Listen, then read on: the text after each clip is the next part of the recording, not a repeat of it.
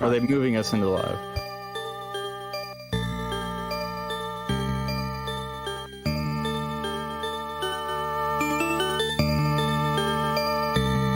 Alrighty, folks. How are we all doing tonight? Hope you're having a great Sunday afternoon as we motor along with Retrothon. My name is Von Yvonne, and we're going to be doing a run here of Neutopia, but I don't have a controller in my hand, and this is honestly pretty dope. The one that does have the controller in his hand is my friend Greenbomber. He's going to be doing this run of Neutopia here, and I'm really excited about this. Yeah, look at it, Ed. He's showing it off. That's awesome. That's fantastic. Greenbomber, I'm gonna hand it on over to you, man. You can kick this thing off. All right.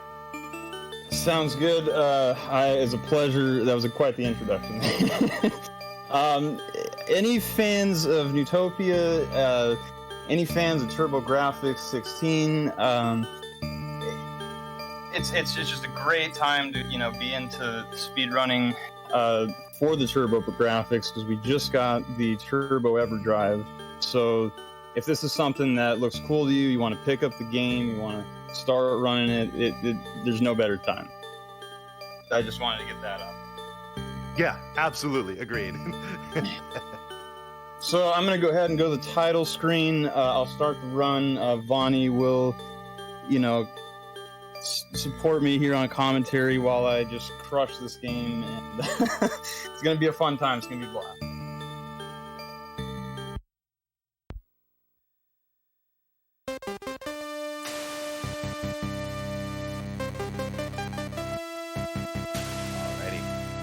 So what you saw there before he loaded up the title screen here was the password screen. This does have a password setting. However, there was a peripheral you could use on the TurboGrafx 16 or the PC Engine. It was called, quote-unquote, the file cabinet. And it was essentially like a primitive memory card where you could do save files. Now, if you're playing this on an emulator, this is something you'll have access to. But if you're playing on hardware, unless you have that file cabinet, it's all passwords, baby. So it can be tough. That's old school right there. That's classic. So I am ready to go. I'm going to go ahead and give a countdown here from 5 on the title screen. Wish me luck, and I hope you guys enjoy this Neutopia run. It's going to be pretty amazing. It's going to be a 100% run as well. Man, I've been looking forward to this for so long, man. Yeah. Go ahead. Do you want to count yourself in? You want me to count you? What you want to do? You go ahead and count down. All right. If you're ready to go, we're going to get this started in 5, 4, 3, 2, 1, go. Just got a little bit of an opening cutscene here. Vonnie probably knows a little bit more about it than me. Oh yeah, yeah. So here's your lore. Character names. It's peaceful in Neutopia until the evil wizard Dearth beams himself down and kidnaps Princess Aurora, which summons our hero. Everyone, say hello to Jazeta. He is going to be our hero for this quest here, and the old mother here in the shrine is telling him that in order to break the seal that Dearth has placed around his evil lair on the North Pole, Jazeta is going to need to collect the 8 medallions of the wise men from years past, affix them here in the temple, and then the seal will be broken. And that's what we're doing. So I am going to be going into this cave. I would not do it in a PB or an RTA temp. But they have 2 chests here. One gives you 4 bombs, and the other one gives you a green medicine.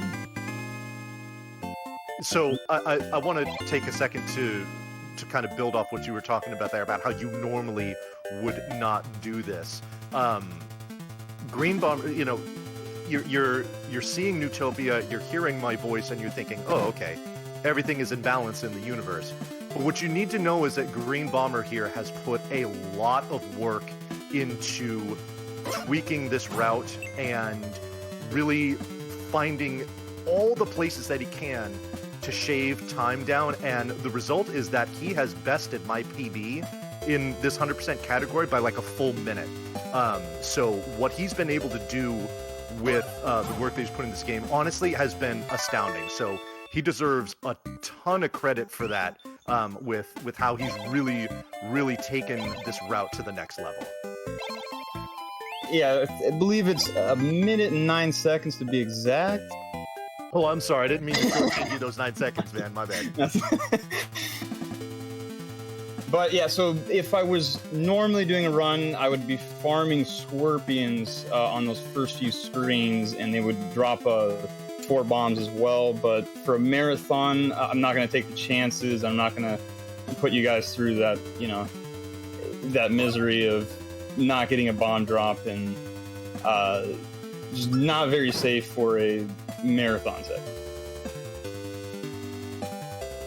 Yeah, so you're just gonna have to take my word on some of these strats here. Certainly, doing them in a marathon is not something that I would advise, and Greenbomber knows better, which is nice. But if you want to see a lot of these really swaggy things that he's done, check out the page on speedrun.com. You'll see his PB for 100% there, and there's a lot of cool just shaving of time here and there. A lot of damage boosting, which we'll talk about throughout the run.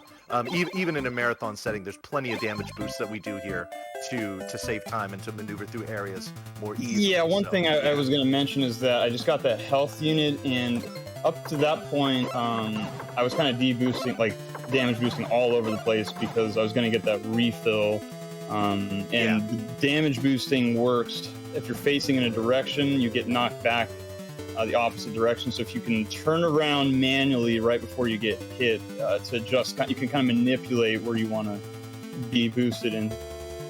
Exactly, yeah. And we will use, and the nice thing about that is no matter what direction you get, no matter what you get hit by or what direction you get hit from, the boosting the direction opposite what you're facing is 100% consistent. So we use this to make a lot of movement very particular throughout the run.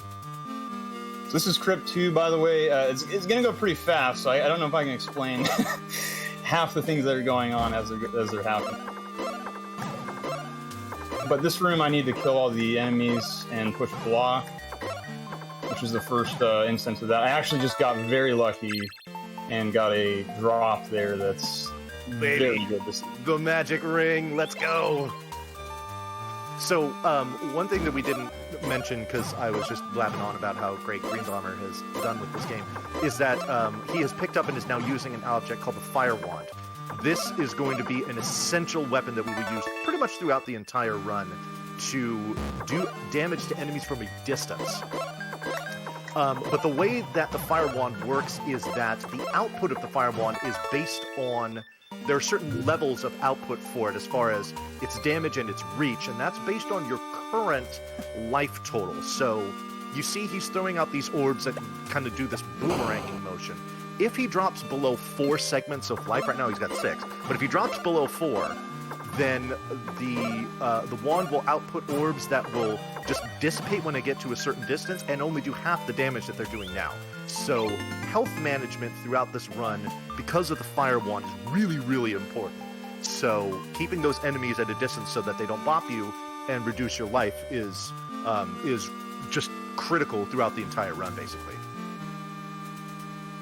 Yeah, with those enemies, you don't necessarily need to kill them. I was actually fishing out for a bomb drop. I only have 1 bomb right now at the moment. And I'm looking for another bomb drop wherever I can get it. There are going to be opportunities, certainly. And that's actually... So there are certain enemies that have kind of like drop groups. This is something that Zelda took inspiration from when they made their game. And so we know that there are certain enemies that will drop bombs, certain enemies that will drop rings, so on and so forth. There you go. Like these snakes are bomb droppers. And we encountered plenty of those in here. So the fact that he's got one they're string, in the pool of enemies that drop bombs, and I'm happy to see that bomb drop. Certainly. So what he's picked up here is the first sword upgrade. This is actually a good opportunity to talk about the category that Greenbomber is doing here, which is 100%. What he's going to be doing is he'll be picking up all sword, armor, and shield upgrades. He'll be picking up all permanent items.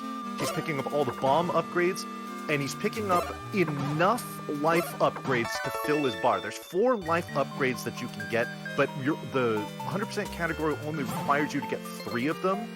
And the reason for that is because the 4th one, if you grab the 4th one, it won't, how do I say this? If you already grabbed the first 3, grabbing the 4th one will not extend your life any further. So it doesn't do anything, you know, quote unquote, in the end. So we don't require it for the category.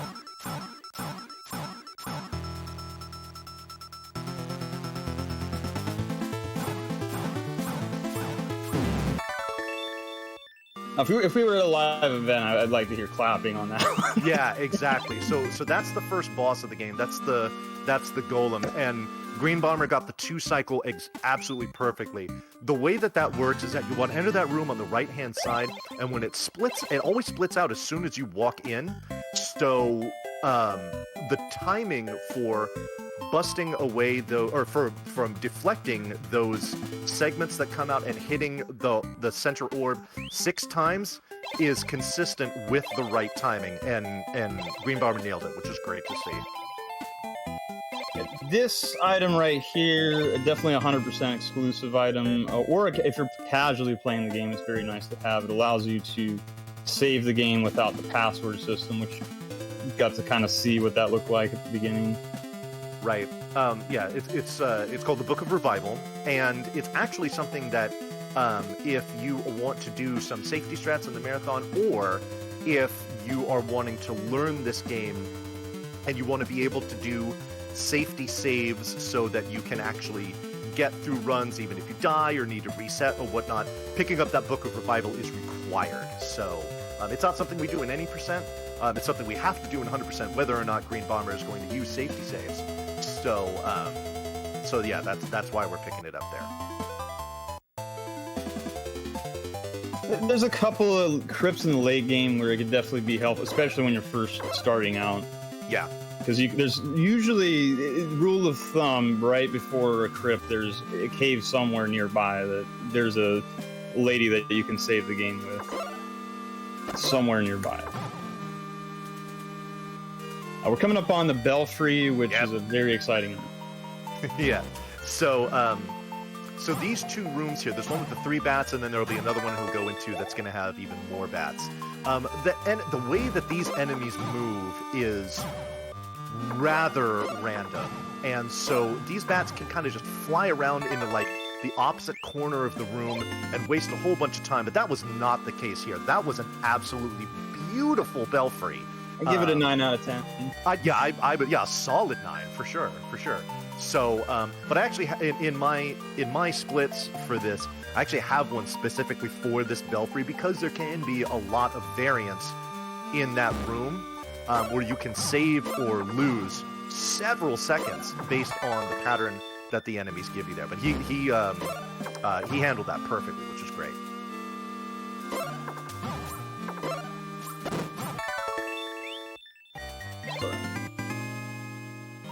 The fire wand's not really needed too much for the rest of this dungeon here, so it's not that big a deal. Exactly, yeah. So taking damage there is not well, not the end. and he's still got 5 seconds of life, so hasn't dropped down yet. But anyway, this room can be a little tricky here with the earway. Oh, you got the one rogue one that decided to go up instead of charge you, so he's got to go out of the way to get it. That's kind of annoying, but otherwise that room is just fine.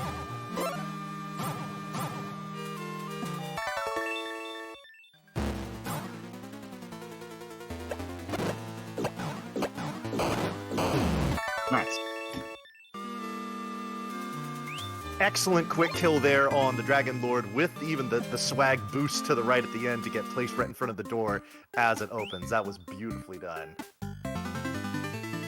So now we're going to be going into another sphere, and that's quite an interesting kind of thing about this game. I don't think Zelda 1 had any, anything like that, anything crazy like that going on.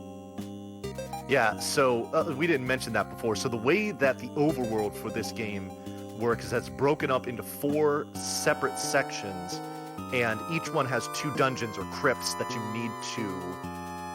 need to clear in order to get to the next one. So Greenbomber's done that. He cleaned both of the crypts in what's called the land sphere. Now he's in the subterranean sphere. And you can tell it's subterranean because of all the RG lava that is flowing everywhere. So if you have those emotes, get them in chat.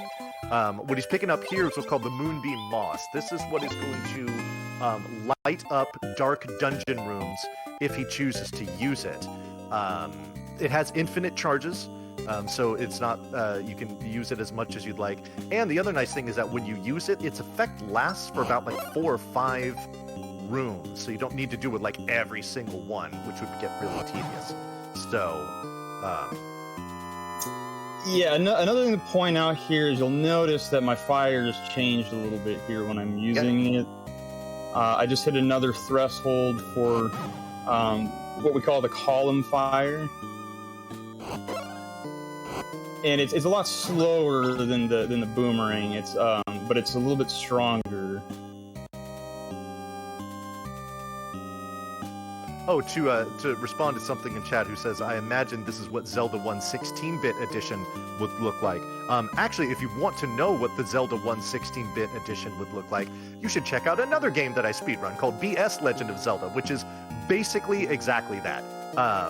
This is very much its own entity. I know that people are drawing all the comparisons to Zelda, but you should actually be comparing Zelda to this game, as we know Zelda drew a ton of inspiration from Neutopia when it decided to make their games like this.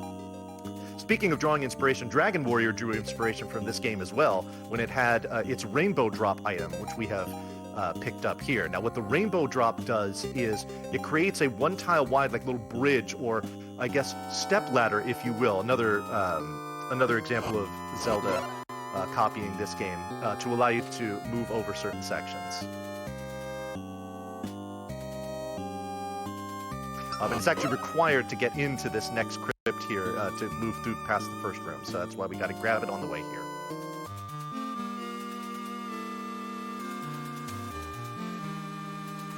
Oh, those creamsicle ghosts gave you a really nice pattern. They just kind of parted they're ways. being friends. Like, go ahead, Greenbomber. Just walk on. You're like, you're doing a okay. marathon run. Yep. We got your back.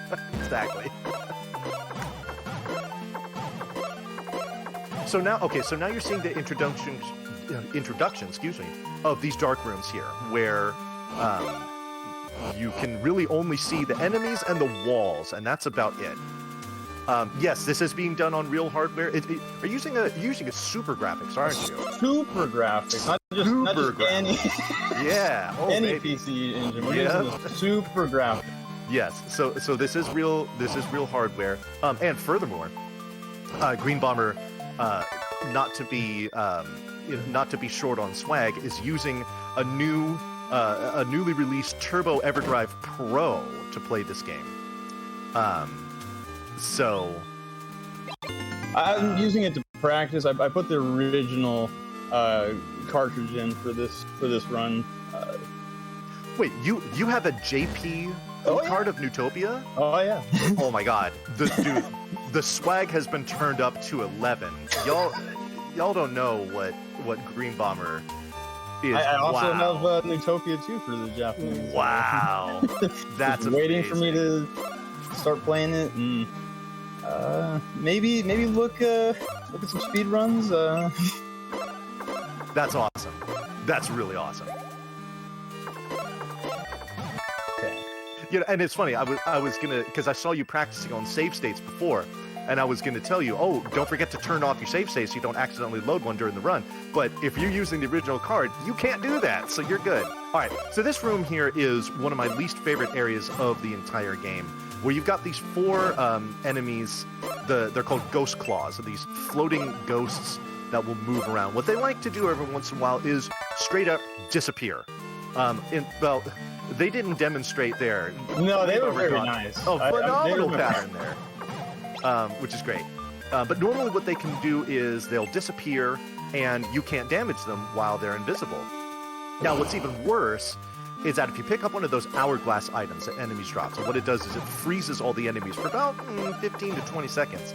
If you freeze a ghost while it is invisible, it will stay invisible until the timer wears off, which, again, in a speed run is a massive waste of time. So they can be really trolly in that regard. Fortunately, there's only a couple more rooms throughout the game where we have to fight them. So that's really the main one that you have to worry about. Exactly, just like a frozen pea hat. Yet another example of how Zelda drew inspiration from Neutopia with how they handle their game mechanics.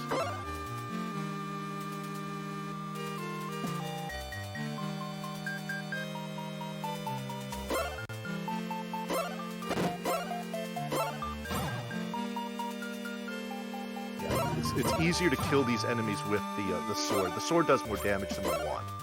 All right, and I'll let him concentrate on this boss here, and then explain it.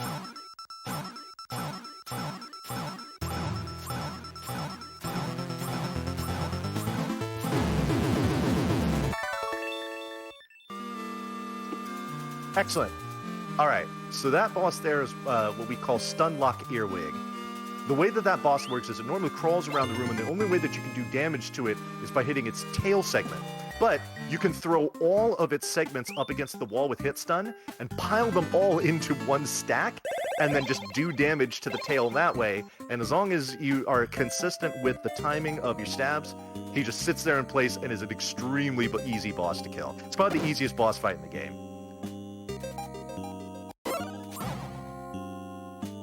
So we're going to be getting our first bomb capacity upgrade here in Run. Yeah, and this bomb capacity upgrade is bought to you by Bonk's cousin. He made a cameo in Neutopia. Exactly.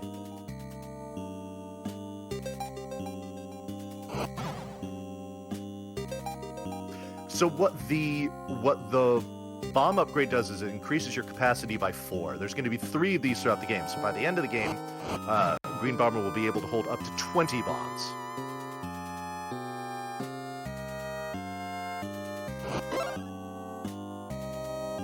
Yeah, Vance, thank you so much for saying that. That if you did want to get into speedrunning this game, but did not want to use an emulator, both the American and Japanese versions of this game are on the TurboGrafx 16 Mini.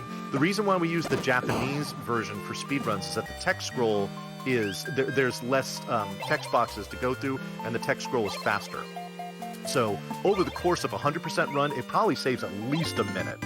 So, and there's not a whole lot of reading you really need to do here. So, it not being able to see it, the text in English is really not a disadvantage if you're learning the run at all.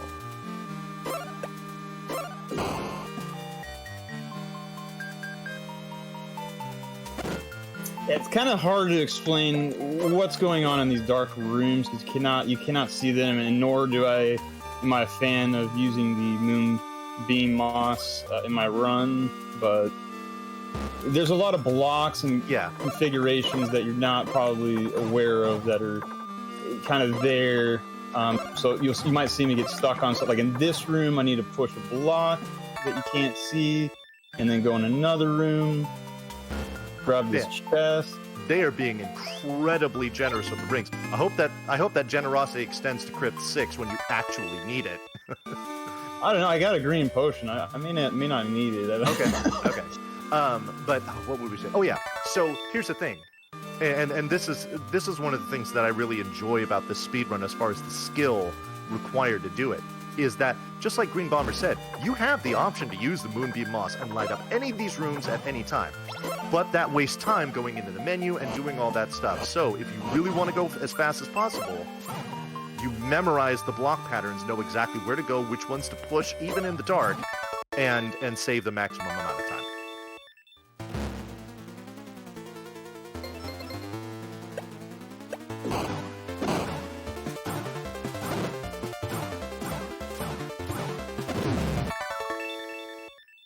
That one was for you, Bonnie. Oh, you did it! Oh, that's awesome. All right. Hell yeah. So what Greenbomber did there was a strat to line up those bombs throughout the middle of the room to boost the gargoyles all the way up to the top and keep them in one spot, which allows you to do sword stabs on both of them at the same time, as opposed to them splitting and flying around the room separately. So it's a nice way to save a decent amount of time on that boss fight. And then at the very end, you turn, and this is a great example of the damage boosting, where he actually turned around deliberately to face down so that he could get boosted up as he's doing the last hit and basically go right through the door as soon as it opens, which is that was really, really well executed.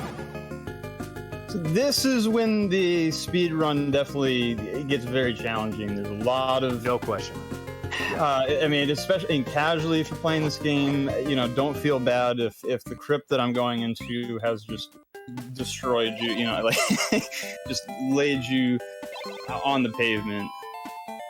Yeah, Crypt 6, to me, Crypt 6 was, without question, the trickiest part of this speedrun. So, but getting there is no cakewalk either. So, so Greenbomber has some very particular things that he's going to want to be doing here. We're going to get a speedrunner's best friend here in a minute. Yes, absolutely. By just killing a few enemies there, getting this staircase to appear out of nowhere. I don't know what this guy's name is. I'd like to know if he has a name. Yeah. But he's a very generous individual. Yes.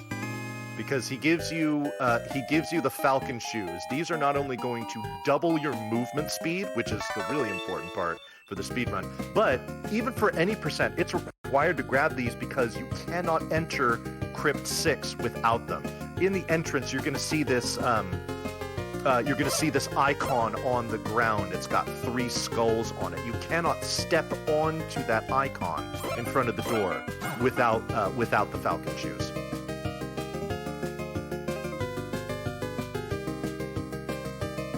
Okay, you gotta kind of do a little bit of a trick here to try to squeeze by these enemies.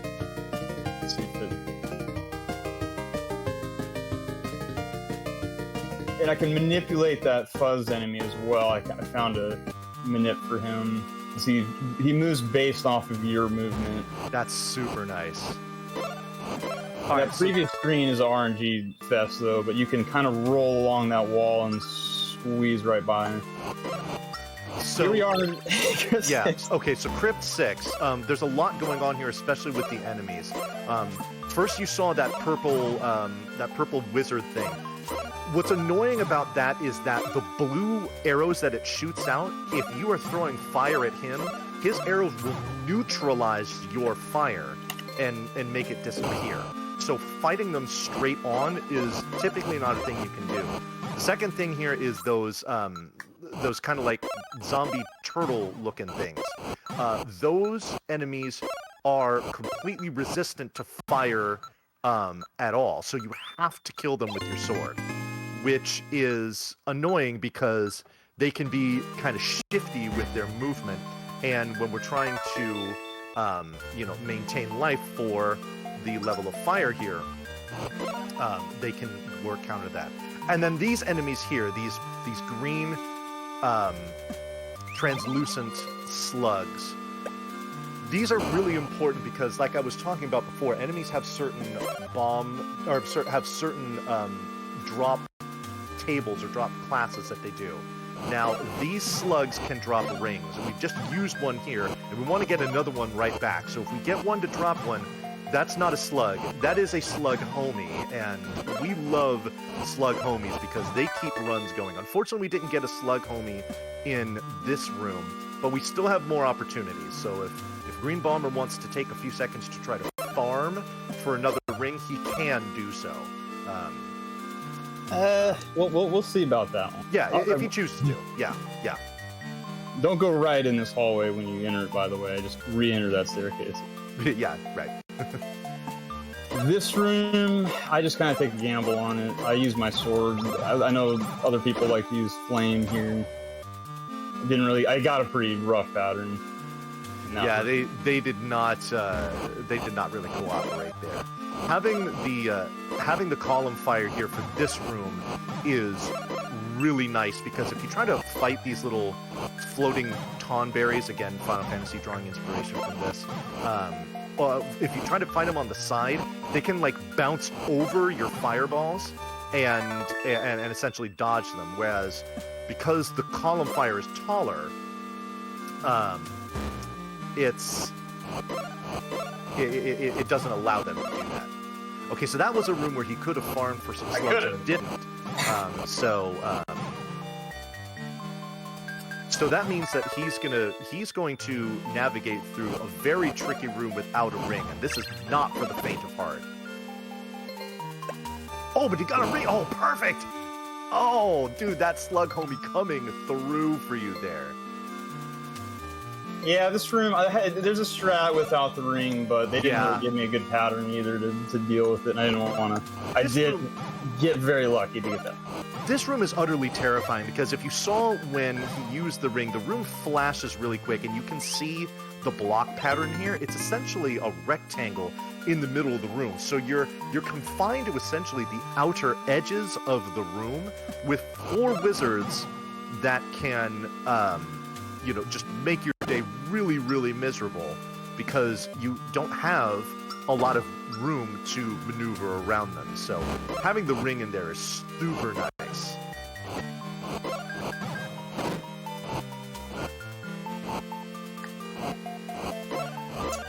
This is one of my least favorite rooms. This room can be rather annoying. Yes, I agree.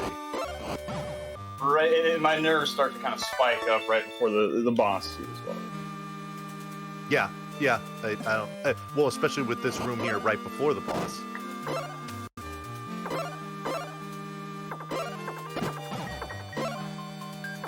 Yeah, being able to throw the orbs diagonally against this boss is really okay. Here we go. Serious time.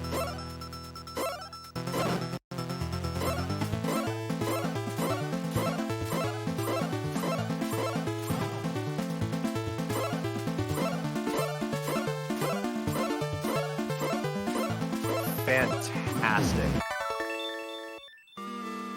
I don't play this game very often. That was an excellent demonstration of how to handle Poverty Trinex there. So to explain what Greenbomber was doing, you saw him kind of standing in place for a couple of seconds in certain spots there. And what he was doing, so what the turtle does is he will slowly move toward your current location when he starts moving, and then he'll stop for just a second and then start walking again toward your current location. So what Greenbomber was doing was he was baiting that turtle to, on his second movement, to come down, so that way he could move over to the left and be uninterrupted as he is killing 2 of the 3 heads by just bouncing them against the left wall. And then by the time he's done with that, the 3rd head is loose over on the right. He just walks around the turtle because he has the room to do so, and kills the 3rd head and does it very. You made that look easy. That is a very tricky boss to fight. So easy. Speaking of making things easy, I mean, my blood is kind of pumping here. With one hit, I lose this good fire, which Vonnie really hasn't gotten into yet. But the good fire is amazing now. Which was what I was just about to talk about. So now that he has at least 12 segments of full life, he has the highest grade of output from the fire wand, which we refer to as the good fire. And what the good fire will do is it rolls really fast, really far. It does not stop when it hits an enemy, and this will go through those blue beams from the wizard enemies. So it makes getting through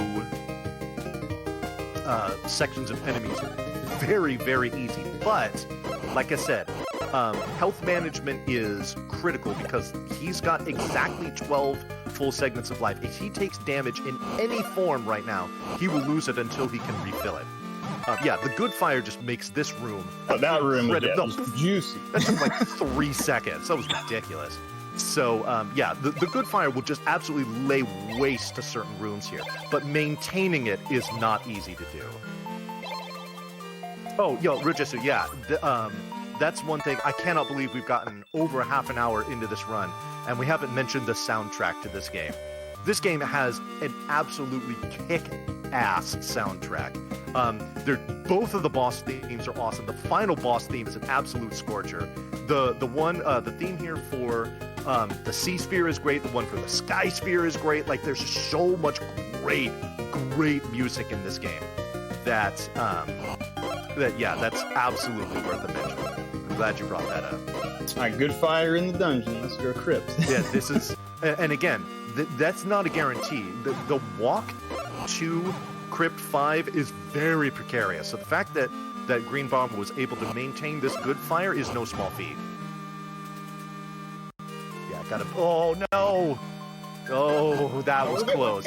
Got a really bad pattern from that ghost enemy there and had to bait out those daggers twice.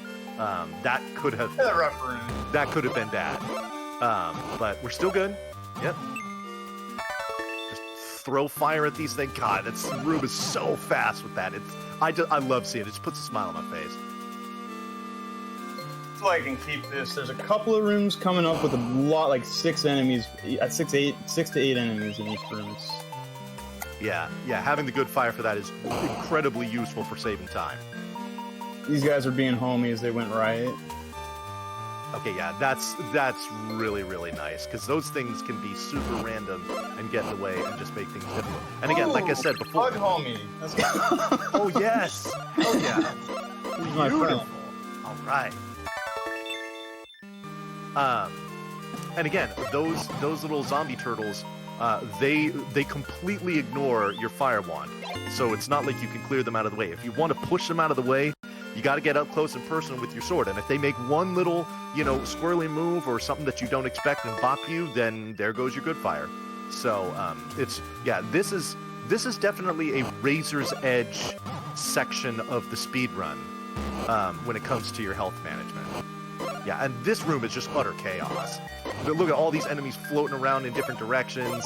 Like this section is horrible to deal with. The guys that I'm hitting with my sword, they don't take any damage from the fire, so I'm required to use my sword or bombs on. Bombs actually affect me. Almost close. And okay, so that cherry that dropped there.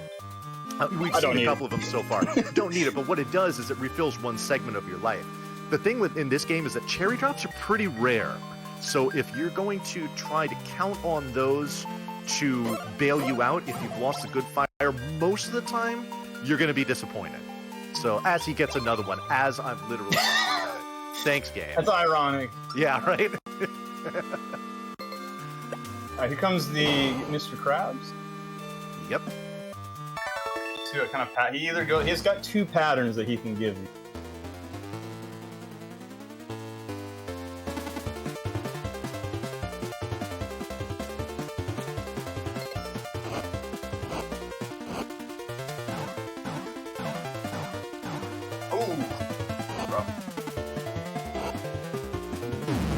Just barely missed the one cycle, but yeah. So because the crab here went to the right, we get to do a little strat I refer to as the crab bake, where you can use the good fire to kill it in one cycle. But yeah, the timing does have to be pretty. The timing and your positioning. I think my positioning might have been a little bit off. I think so, but regardless, still 2 cycles is nice. If you don't have the good fire, then you have to kill him with bombs. If you want to do it, if you want to have any chance to do it quickly. But thankfully, he didn't have to resort to that. He was a crab homie. All right. So what Greenbomber's going to do right now is he's going to collect the 3rd and final bomb upgrade right away, and then he's going to use the wings item, which you've seen a couple of enemies drop. What this will do is it will return you to the last place that you've saved, but because we haven't done any saves, by default it takes you back to the shrine, which is nice because if you know, he has to walk out of here, then use it. Now, if you notice, when he came out of the shrine, he went up and to the right to get the bomb drop. The only thing that's over to the right, or to get the bomb upgrade, the only thing that's over to the right is the bomb upgrade. From now on, when we come out of the shrine, we're going to be going to the left. So the wings just save us time for having to, backtrack, walking back, what is it, like 3 screens? So it's a little bit of a time save, so we like to have it. So right now, you're going to see Greenbomber using some, what I like to refer to as Leroy Jenkins strats, where he's just going to damage boost through pretty much everything. He doesn't need to waste time killing enemies or even shoving them out of his way. And the reason for that is as we go into Crypt 8, which will be coming up in a little bit here, he's going to use a potion to refill his life, and then health management, is going to become essential as he goes through that crypt, and we'll explain why as we go on. But yeah, just taking bops, going through every. Yeah, get your cat jams in chat for the Sky Sphere music. It is really, really good. But what he's going to do here is he's going to pop into a room here. You still have that green potion, don't you? Oh, I know. You might as well use it now, so that way you've got full health going through this next. Oh, that worked out perfectly. But what he's going to pick up now is a purple potion, and the purple potion can be used twice, which is nice because he's going to use one at the beginning of Crypt 8 and then one right before the boss of Crypt 8, and we'll talk about how that all works once that comes up.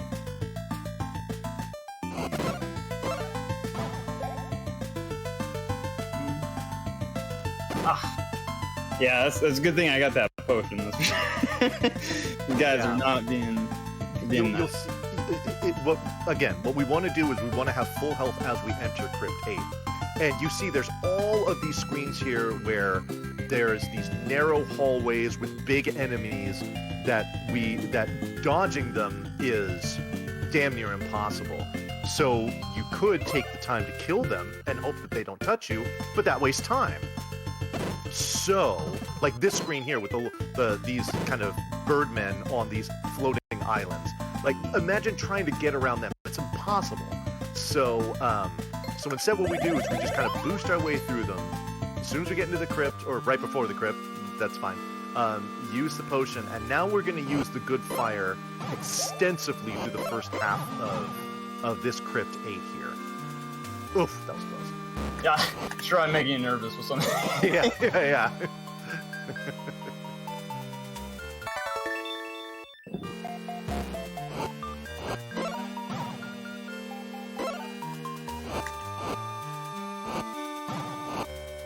So this next room here, there's going to be a bat and four or five mummies in there. The good fire it saves so much. Yeah, 4 mummies. Saves so much time to have the good fire here. One thing you have to be careful of is you can only have 3 shots of the good fire on the screen at a time. So you don't want to spam it, otherwise you got to wait for one of them to disappear before you can throw another one out. Yeah, that room is tricky. You have to move up into position, otherwise these bird spirits can just come soaring right over to the right and get in your way, and it's not fun. All right. Greenbomber is going to pick up an item here. This is another required item. This is called the Bell of the Sky. This is basically going to break the rest of the game. What this does is when it's used, any doors that are locked because you either need to kill all the enemies in the room, push a block, or even both, the Bell of the Sky overrides that. As soon as you ring it, doors fling wide open, and you can go on to, you can take the time to kill all these enemies, or use the Bell of the Sky, wait 2 seconds for its chime to go through, and just walk on out. Not have to deal with any of that bullcrap. So we're going to do this. It's basically going to trivialize the rest of this crypt and the one after it. But it is also a required item, even for a casual play. So, but again, obviously, it's a permanent item. We're doing the 100% category, so by virtue of that, we would be getting it no matter what.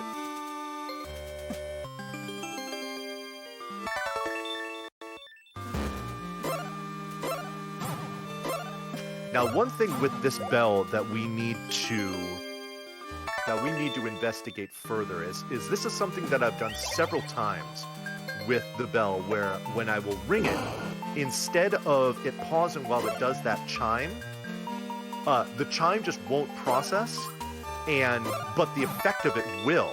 So it essentially it's like an instant use of it, and the doors will slide open and there's no pause there. What causes that? I don't know. But if we could figure out what it is and do it consistently, because, I mean, we probably used the bell, he's used it already, what, like 5-6 times? Yeah, about 5. You're going to use it another, between getting the strongest sword and Crypt 7, you probably use it another 6 or 7 times, and each of those chimes pauses the screen for about like 2.5 seconds. So 2.5 times, let's call it 14, is let's see, what's 35 seconds. So if we could save 35 seconds, yeah, that would be massive. So yeah, having the ring for this room is really nice, because you got those 6 big enemies that move around in all kinds of different directions. The skeletons ignore your fire as well. Speaking of fire, we're gonna go quiet here. Hold on.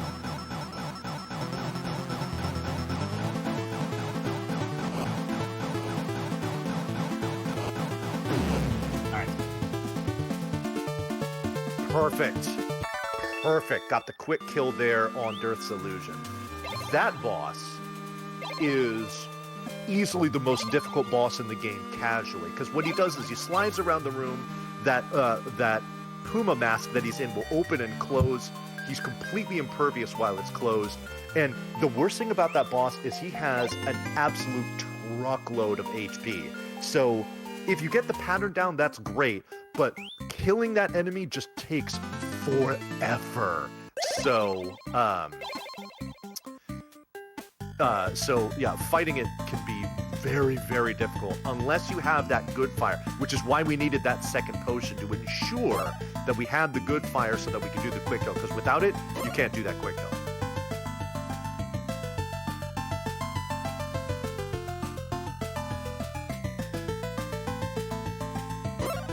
Yo, Neon, you are here for the tail end of Neutopia. There's just one more crypt to do, and then the final boss, and that's it. But there's a couple things that we need to collect before we go into that crypt. Greenbomber is going to be collecting the third and final required life upgrade, because you get a life upgrade every time you clear a crypt. So those are automatic. But the manual ones, this is the final one that he needs to manually get. And then after that, he's going to pick up. He's already got the strongest armor. In a few seconds, he's going to pick up the strongest sword, and then in Crypt 7, he's going to pick up the strongest shield. So his equipment will be complete in a matter of a couple minutes.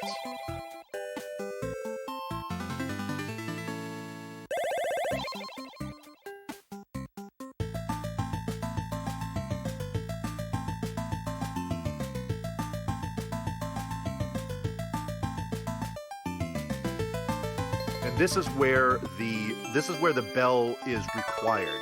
You need to use the bell to make the staircase appear in order to get the strongest sword. The strongest sword is the only way that you can do damage to the final boss. So without it, the game is unbeatable. Oh, somebody was asking before about if there's a way to do this category like swordless or, RBO or anything like that. And that's actually an interesting question, because to this point, there have been no glitches in this game that have been discovered that, well, really no glitches at all, but certainly none that would be useful to the speedrun. So until that happens, no, we basically play this game straight up. And the only difference between any percent and 100% isn't that, really the only things you skip in any percent are collecting certain items and upgrades. Like, you don't need the Book of Revival, the Moonbeam Moss. You don't need certain, I skip a couple shield upgrades. I skip an armor upgrade, things like that. So that's really the only skip there. You do all the same levels in any percent, but there's just some items that you don't get.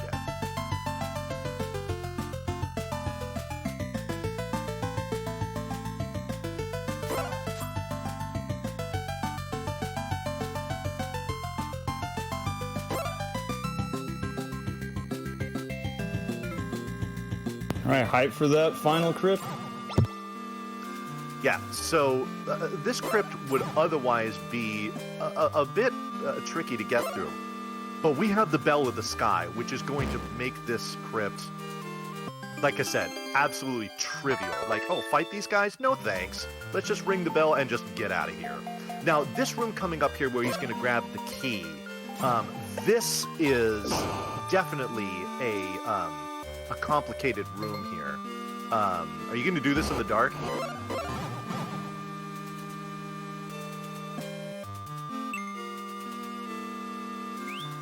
Hope that answers your question. It sure does. That is okay. So what Greenbomber did was he pushed 3 blocks in a certain order and in certain directions. There's blocks lined up 1, 2, 3. You push the first block down, then you push the third block down, then you push the second block to the left. If you mess that up at all and you push any block in the wrong order, wrong direction, or whatnot, the only way to fix it is to leave... one of those quick bells there. Yeah, there you go. Okay, great. I'm glad you were able to demonstrate that. How you got that, we don't know. But he did it. But anyway, to finish off that room with the key, if you push any blocks out of order or in the wrong direction, the only way to fix it is to leave the room and to walk back into it. Now, in a speed run, that's a big waste of time. So what I will often do, especially in marathons, is I will opt to use the Moonbeam Moss for that room, just so I know exactly what I'm pushing. So this is the strongest shield here. What's really, what kind of stinks about getting this is the special types of shots that the strongest shield blocks. We're not going to see any of them for the rest of the game. So as far as usefulness for us, there's literally 0. The only reason why we get it is because we need to for 100%. There you go. All right, now you're going to see the Bell of the Sky put in a ton of work here. We're going to use it to go through this room. We use it to go through this room. And you know what? Let's use it to go through this room too. Why not? Now, unfortunately, we can't use it to go through this room because this is the door to the boss. But don't blink in this boss fight. It goes very fast.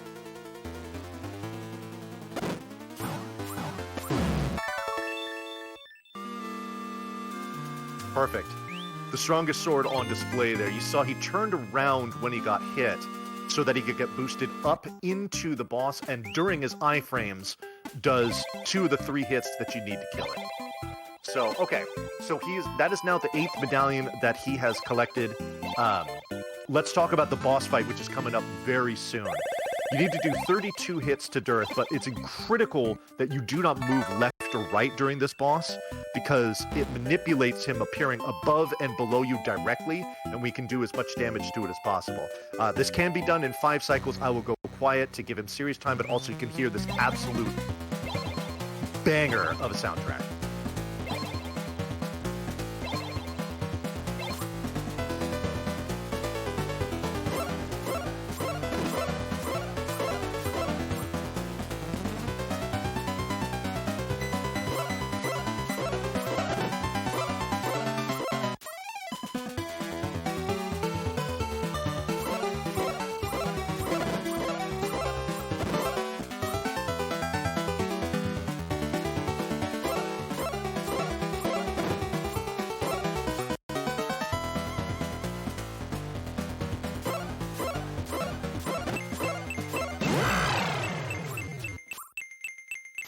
It is not the cleanest, but you got it in 5 cycles, which is important because, as you can see, his life total was dwindling. So if you allow that to go for longer than 5 cycles, it's very easy to die in this fight. But the boss fight is done. Time is not quite yet. That will be at the end of the next cutscene here. So we're going to get whisked back to the shrine. We're going to go up. You're going to see all the townspeople. The gang's all here, as I like to refer to it. Once this screen fades to black, that's time.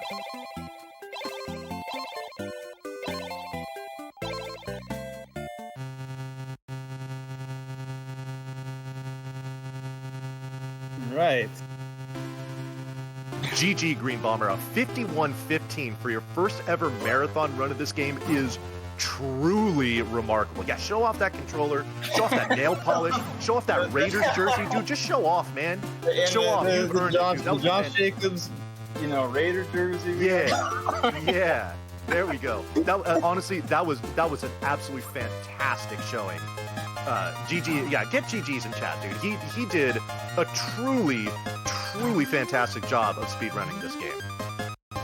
And if anybody knows how to speedrun this game well, it's me, but it's also Greenbomber, as he has clearly demonstrated here that he is an absolute pro at speedrunning this game. That was truly awesome.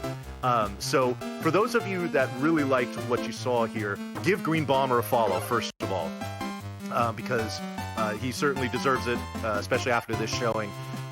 But also, if you enjoyed this here and want to get into speedrunning or to see more of it, let us know. You can contact us either through the RGL server. If you had any questions, by all means, I'm happy to field DMs about speedrunning Neutopia and things like that. So let us know. We'd love to bring more people into the fold. The current streamer is not Sparkover. We do love Sparko here, but it is Greenbomber. I can agree with you. Sign.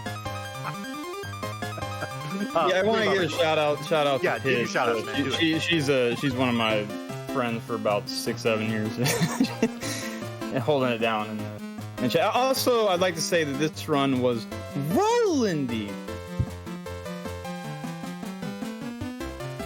Yeah, there's no question about that. I do appreciate everyone on the GGs. I hope you guys enjoyed it. Bonnie did a wonderful job on commentary, keeping up with how fast the game was going and trying to fit everything in there as fast as as the gameplay was going. So I thought there is a lot to explain, but again, you gave me the opportunity to do it, and I didn't have to worry about running the game itself. And for that, I am very, very grateful. So thank you for running Neutopia in a marathon and letting me just talk about it and wax poetic and all that stuff. I had a blast, man. This is fantastic. Yeah, we'll have to do it again sometime. Maybe I'll be on commentary for Neutopia 2. Yeah. Maybe I'll be racing it. Who knows? Ooh, okay. I like the sound. You of never that. know what the future may hold. Yeah. Shout out to Bonnie. What's up, bitch? Thank you very much. Well, I tell you what, I think that's gonna do it for us. What do we got? Oh, we got Pac-Land coming up next. I'm going to assume that's a race, and that's gonna be super fun. So definitely stick around to check this out. But everyone, thanks so much for watching. GG one last time to Greenbomber, and we'll be right back with more TurboGrafx 16 goodness. So don't go anywhere. Yeah, do not leave for the TurboGrafx 16 hype block. That is the best block going on. You can't miss it. I mean, I'm going to be watching it. Do not leave for the